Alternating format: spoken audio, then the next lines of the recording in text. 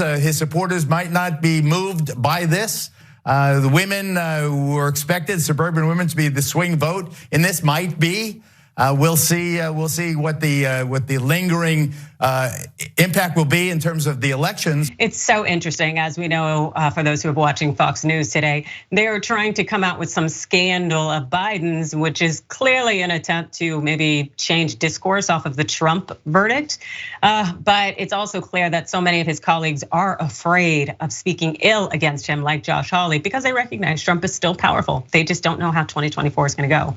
Francesca, Absolutely. what's your take? No, I mean, this just confirms what we always knew about Trump, that he is a predator, that he is a creep, and everything that he said in private is absolutely how he behaved in public, clearly, and with people interpersonally.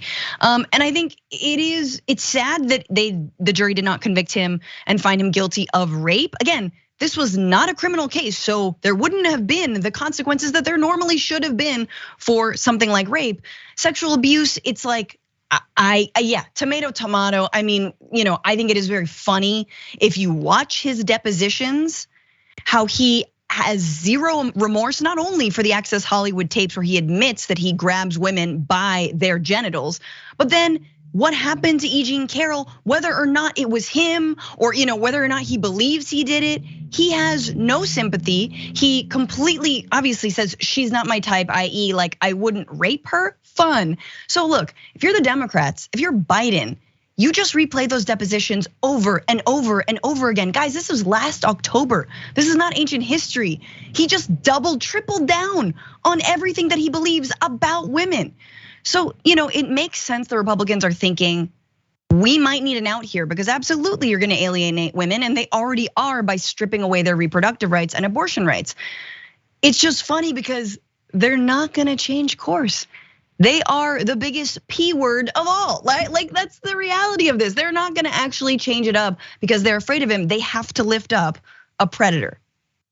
Yeah, and it's just incredibly wild that they feel that that's where their strong suit lies, with someone who is under federal investigation, has now been found liable and verdict for sexual abuse, and also is facing charges right now in Manhattan court. Like, get out of here. It's like, this is your winning piece. Are you really bringing your best, GOP?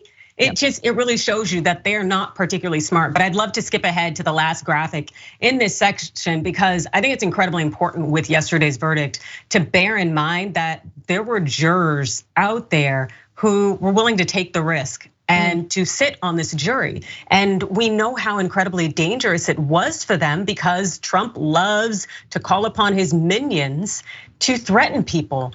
We saw what he did at the US Capitol and the language that he uses to incite this violence. It's very, very scary. And these individuals who sat there in the jury box, they recognize that and they still took the risk. So after the judge advised the jurors yesterday not to identify themselves after the verdict, well, CNN analyst Juliette Kayyem added this.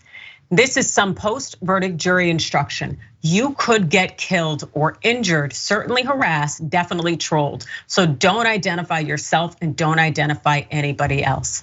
Trump's strongest legacy will always be violence as an extension of our democratic processes. Oof. Absolutely, this man will do everything in his power to get in the way of any kind of checks, balances, process. Democracy has never been his friend. It's been about power. And that's exactly what he wants to orchestrate here, exercises of power. Absolutely, and I do think this is a win ultimately, right? It's minimally being held accountable. I mean, hats off to E Jean Carroll for the amount of courage it took to come forward and recount the most traumatic thing that has happened to her. And look, $5 million, it's something, right? Giuliani could use that money. I'm sure all of his other lawyers who aren't gonna get paid, getting paid in IOUs written on Diet Coke cans could use that money.